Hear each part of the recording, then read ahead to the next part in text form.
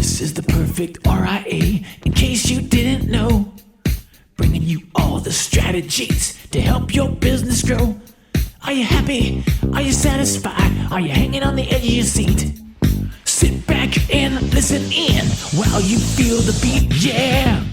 Micah, I would implement Surge if only I had more clients first. Well, welcome back to another amazing episode of the Perfect RIA podcast. I'm your co-host, Micah Shalansky, and with me, as usual, the legendary Matthew Jarvis. How's it going, bud? Micah, it is going great. We were just talking before we hit record on this episode that you and I have several masterminds coming up. We have, of course, our Invictus Mastermind beginning of May, and then that same week we have our personal mastermind, which we do this year. We're doing around the Berkshire Hathaway annual meeting, and I love masterminds. They're so much fun. And I was talking to an advisor last week, and if I look at the most transformative changes I've made in my practice over the last 5 or 7 years, they've come from masterminds that you and I have done together. So thank you for that, and I'm really excited for the ones we have coming up. You know, it's so impactful to be able to be in that tight group of people that are dedicated and committed, right? Now, sometimes I go to conferences and there's 200 people there, and I'll meet somebody, and what they'll say, what they'll do, will help transform my practice, which is amazing, but that's becoming a little bit more rare. But one of the things when I go to a conference with 200 plus people in a Jarvis, I don't know where everyone's at in the room and what they're really pushing towards. Is this an insurance only guy, right? Is this the IBD guy? Is it a wirehouse guy? Is it people that are going different ways? And those are just different platforms that are going different ways in their practice.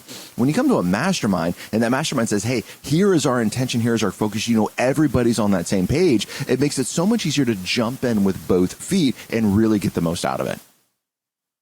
Yeah, and related to that, right, so we have screening mechanisms for our masterminds. And the reason I'm sharing this is I want to make sure that everybody who's trying to do masterminds understands this, right? So we have screening mechanisms saying, hey, you need to be at least this point in your career. That's one screening mechanism. The other is we need to see how big your ambitions are. Your ambitions need to be, you know, in the same kind of realm that we're all solving for. So if you're saying, hey, listen, my job is just coast, or my goal is to get 10 million Facebook likes, cool, like there's probably a mastermind for that. That's just not ours. But if you come and say, hey, my goal is to double and double again, my goal is to deliver massive value, I want to go from X million to Y million, you're in the right place. Love it. All right, so Jarvis, one of the things that comes up a lot when we're talking about it, I know we're having a little theme, but talking about Surge, which is fantastic, is sometimes people are coming in, advisors are coming in saying, look, Surge is cute, it's a really great idea, but the first thing I need more clients. I got 50 clients and I need more.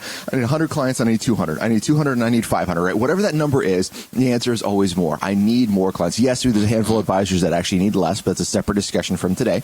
So when I need more clients, and then they want to put off creating processes and streamlining things until they get these clients. And I really think this is a chicken and egg conversation, right? What comes first, the chicken or the egg?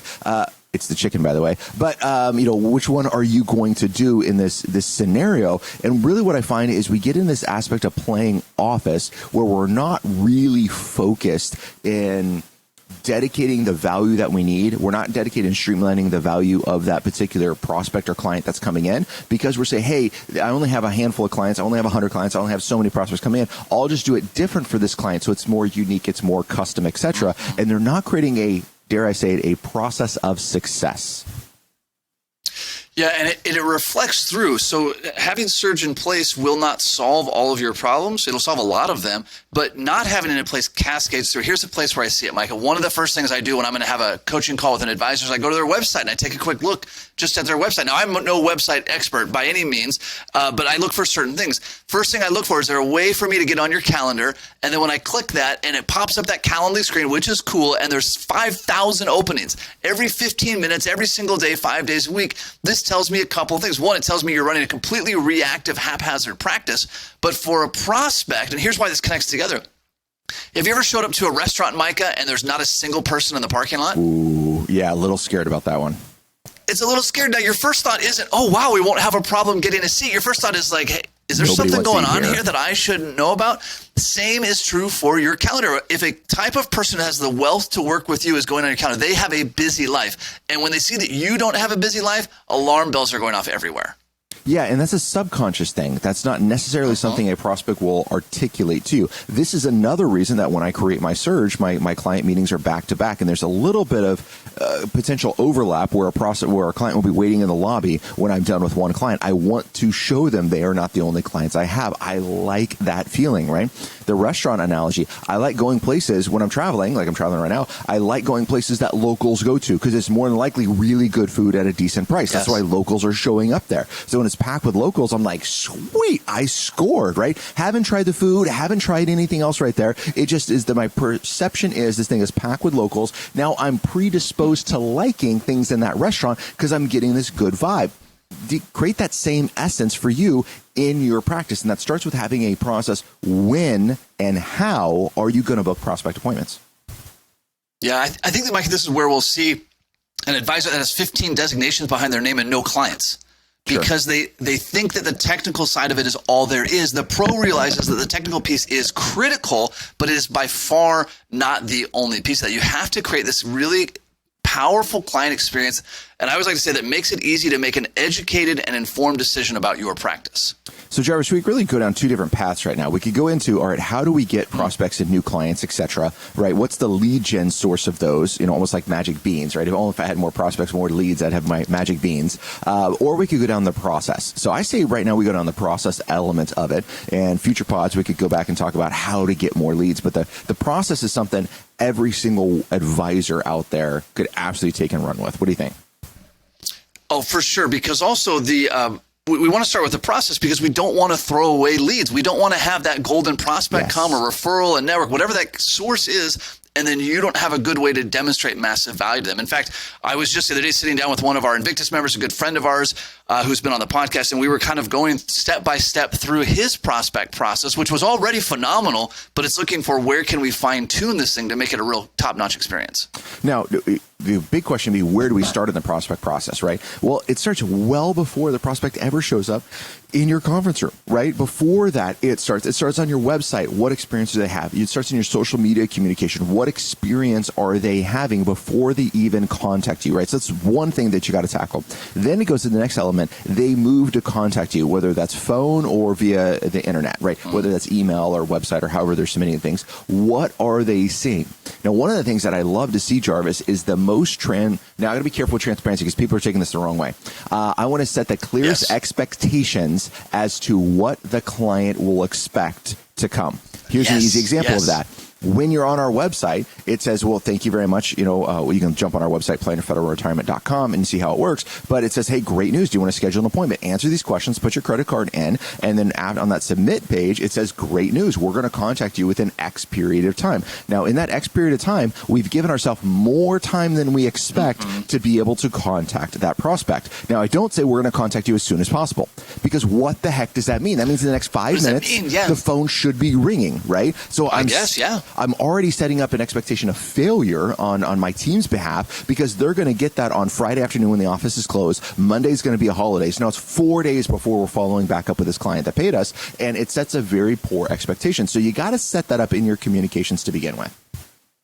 Yeah, and I'm glad you brought that up because it's not just that communication. It's every single communication. It's when I get on the phone call for an initial screening, I'm going to lead with, hey, I just want to explain to you real quick how this call is going to go. When we sit down for the first meeting in the office, hey, I just want to explain to you real quick how this meeting is going to go. And then I'm always going to hit the elephant in the room. The only thing to buy today is whatever step we're on. So if I'm doing an initial meeting in my office, I'm going to say, listen, the only thing that the only hard sell, and I laugh, I say, hey, you'll notice that the door doesn't have a lock on it. It's not a timeshare presentation. The only hard sell is at the end of today, I'm going to say, hey, do you want to meet again? That's it. End of story. No checks to write, nothing to sign up for, no contract. Because Mr. and Mrs. Prospect, before you pay us $1 in fees or trust us with a penny of your nest egg, I want you to know exactly what it is that we will do for you. And so you can articulate that however works in your process, but in every single meeting, I'm starting with, this is what's going to happen today. And at the end of every meeting, I'm saying, just like I said, here's what we're going to do. Yeah, really, really important that you're addressing that elephant in the room. Now, when clients, and so when people are paying me for my initial consultation, Jarvis, right, I'm charging a fee, that $500 for them to come in. Yep. And that's one of the things I tell them, the same as you, right? What are their questions, et cetera? I set expectations in that initial meeting of what can they expect. And I say, hey, at the end of this hour, we're going to see where we can go from here, whether it's you want our help implementing your financial plan or if you have enough tools where you want to implement yourself. But we're going to discuss that at the end of the meeting. I hold to that. If the client has questions, how do your fees work? How does this structure work? How does this work? I say, hey, you know what? That's a great question. This hour is really about adding value to you. I've reserved the last 10 minutes for us to chat about that. But I really want to focus on your situation. So this is one of those times that I want to get the client's questions, but I'm still going to defer the question to the right spot in the conversation, right? Because whether they hire me or not, my goal in that hour is massive value. I want to blow their mind with financial planning techniques, tips, tricks, things that they can do to improve their situation. Whether they hire me or not, they are glad they met with Micah Shalansky. That is my only goal inside of that meeting. And when I come in there with both barrels, just blazing on all of these great things they can do, guess what? At the end of it, they're like, wow, this guy kind of knows his stuff. He's really led with a lot of value before we even brought up the fee conversation. Then, just like I said, I spend the last 10 minutes talking about saying, hey, would you like our help implementing this financial plan? Or do you think you have enough tools where you can do it on your own? And now the client's going to make that decision. Normally, they go down the path of what does it look like if we work together? Fantastic. Now we're going to talk about that. But I'm doing what I said I was going to do in the meeting, which is so key. It's so critical.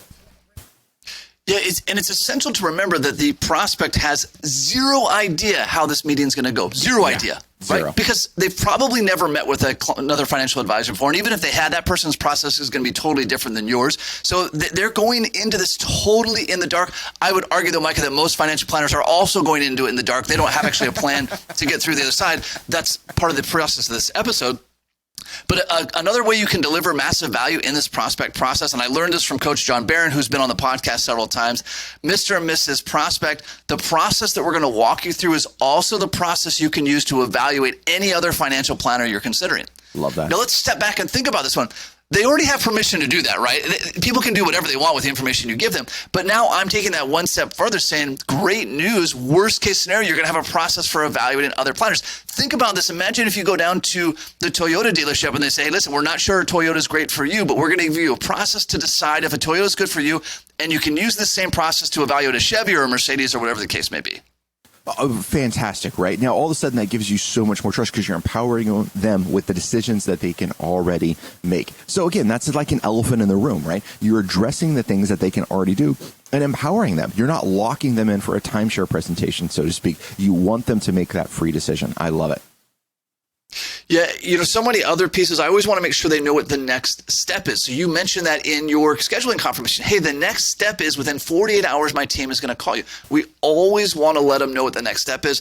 This is especially true when you segue into the onboarding process, when they're moving their life savings to you in the back of their head, nervous. Am I working with the next Bernie Madoff? Is this money going to disappear? Is this the end of my retirement? Whatever the case may be. They already have this tradition of knowing, hey, Jarvis does what he says he's going to do because he's always reminding us, and he always tells us what's going to happen next, and whatever he says happens next, that's in fact what happens. And so we want to create this pattern of, here's what we're going to do. We do it. Hey, by the way, we did what we said we were going to do. Yeah, and this is also one of those things that I want to explain where mistakes happen. Right. So one of the things that I want to do is I want to explain that first full year. So again, I've gone through the first hour of delivering a lot of value to them, 50 minutes. And now I'm moving into that next set of 10 minutes. What does our relationship look like? They've already said, what does it look like working together? I want to explain what the next 12 months of our relationship looks like. And I want to make sure that they can understand that space. Now, I'm going to remind them of this time and time and time again, but this is a great place to set that. So I'm going to set the next 12 months. What does our meeting schedule look like? Now, the team's going to schedule it, but I'm going to say what it looks like. I'm going to talk about our communication policy, what's good communication, what's bad communication, right? How it is beneficial to the client that we're going to set communication policies up right here. Now's the time to set all of these standards and to be able to adhere to those going forward. And I'm also really going to talk about empowering the team in those communication standards, saying, hey, Mr. and Mrs. Client, one of the things that you're going to notice is as you came in, I was in another client meeting. After you leave, I'm going to move into another client meeting. The ladies do a phenomenal job of keeping me very busy helping federal employees just like you. And this is one of the reasons we have such a great team. So if you have any question, the team is empowered to help you. Now, some questions maybe are just for a financial planner, just for me, and they won't be able to answer them. Great news, you can still call in the office. They're going to get those questions. They're going to get them to me, and whether I relay it to the team or I call you back myself, we're going to get you an answer. But just know I'm not always available because I love helping other federal employees. Is that okay? And now, this again, it seems super obvious, right? Like, of course, they're not my only client. But Jarvis, in your experience, before you started telling clients this, haven't you ever run into almost that expectation that they're kind of the only one and you should be responding to faster? Mm-hmm.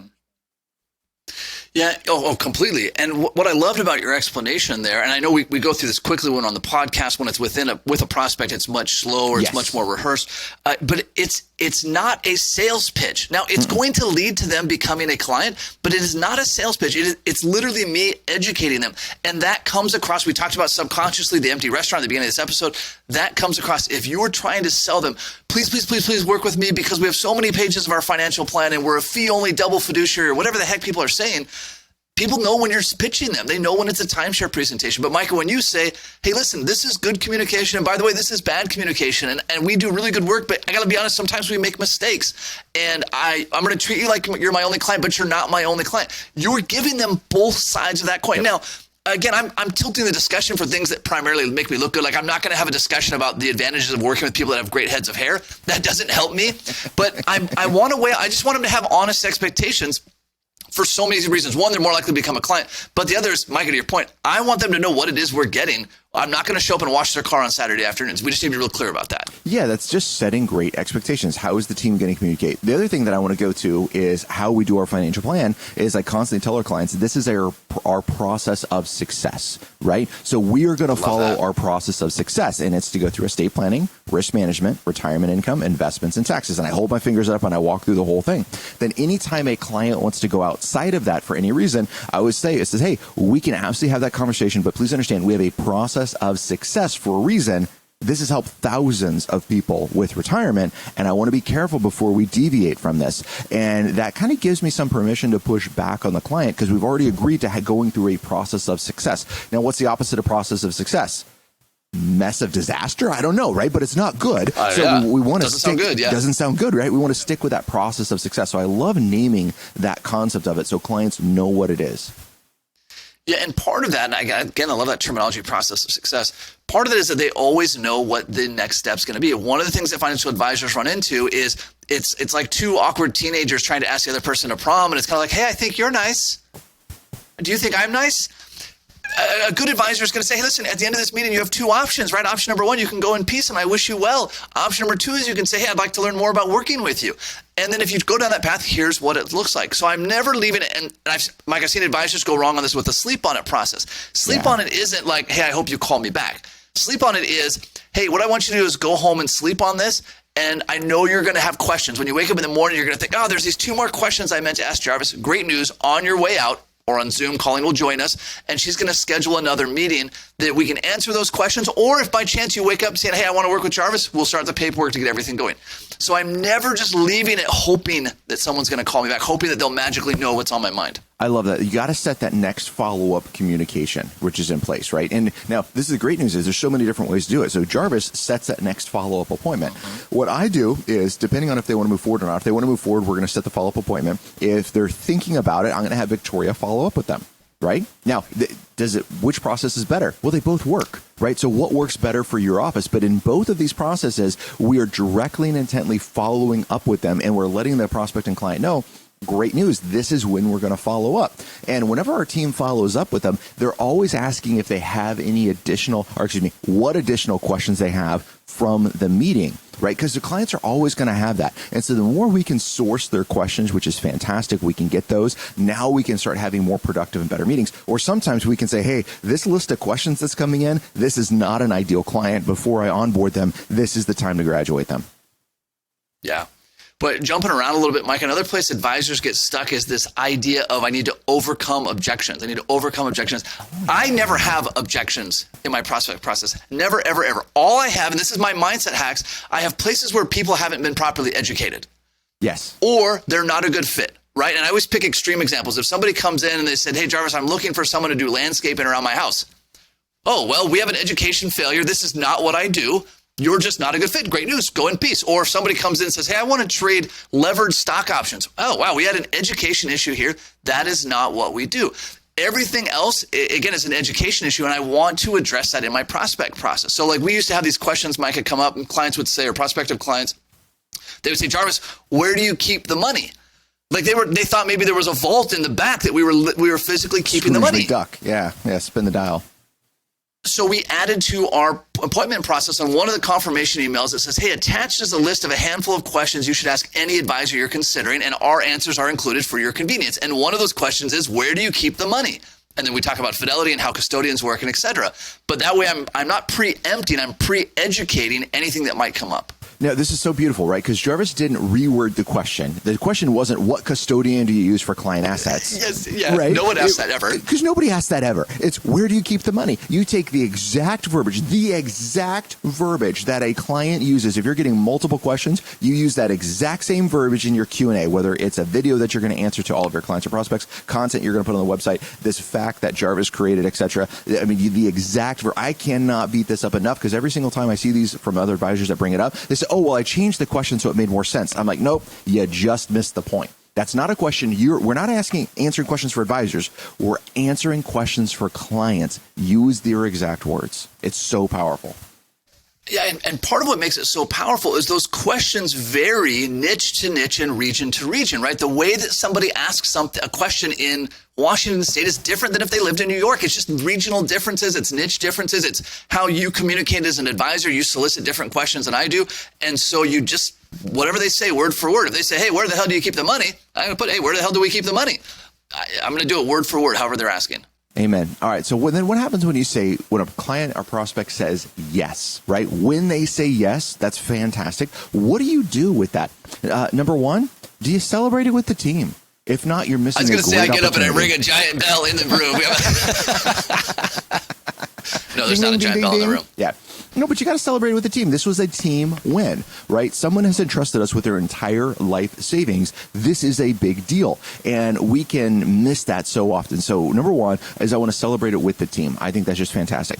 We have a client onboarding process, and so we're going to send them a welcome gift. We're going to give an outline of how we're going to work together. Now, I've already told them in the meeting what it was going to be. Now they're going to get an outline of that. We're going to set up the next several meetings, right? We're going to start walking through this. We have additional documentation that we're going to request, but I want to capitalize on that. They just said yes. Let's make sure we're communicating with them. What I don't want to happen is they say yes. It takes us 2 months to communicate with them again. Ooh, this doesn't feel very good. And so how are we bridging that process? You got to have it, and it has to be the same. Every single client goes through the same onboarding process. And the saving grace of this, which is really nice, Jarvis, I'm sure you've ran into it before as well, is I don't exactly know all of the steps in our onboarding process now. I can go pull them up because they're all written down.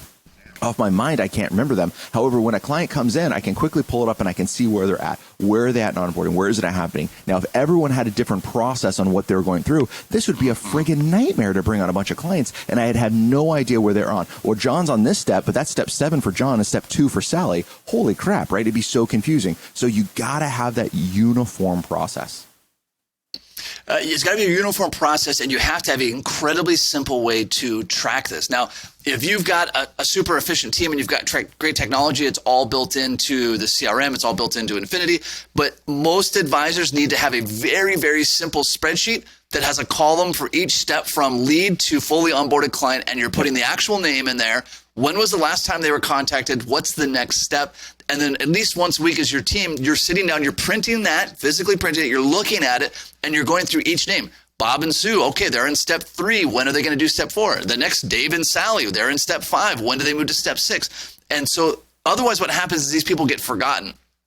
And nothing kills the prospect process like the prospect waiting. Right, Mike, as you said earlier, If they're thinking you're going to call them back in 5 minutes, and by whatever chain of events you don't call them for 3 weeks, you might not just even bother calling them. At that point, it's just a dead deal. So we've got to have a really, really simple way that keeps this top of mind for everybody.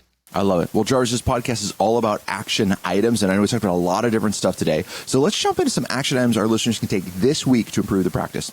I'm going to say number 1 is there is a ton of content, dozens of videos going through the prospect process, how we meet with it, sample prospect videos, all inside of the Backstage Pass. If you're not a member yet, well, what are you waiting for? But we have other podcasts on this. We've done other Nation webinars on this. Go rewatch this content. Now, that can sound a little cheeky because it's our own content saying it's so great you should rewatch it. But one of the things I know from top advisors, and not Jarvis and I, but from a lot of other top advisors we talk to, they don't just watch something once. They watch it 2, 3, 4, 5 times. When they implement it, after they implement it, they go back and rewatch it. They go back and reread the book. They go back and redo the article, etc., to say, what other steps inside of here do I miss? And the funny part is it's a little bit more work, but they're getting a 10x different return on their investment than those that just watch it once and maybe implement nothing. I really can't stress that enough. I mentioned I was doing a prospect process review with an advisor who's in our coaching program. And in the last couple of years, he's doubled his practice from $500,000 to $1 million. And he's on track to go from $1 million to $2 million. And these are net numbers. So we're not talking about screwing around kind of numbers. This isn't about getting 5 more Facebook likes. So again, if you're trying to get to the next level, you've got to act like a next level person. Action item number 2, mark your calendar for March. Go online to theperfectria.com and register for the one big mistake that is keeping you from double.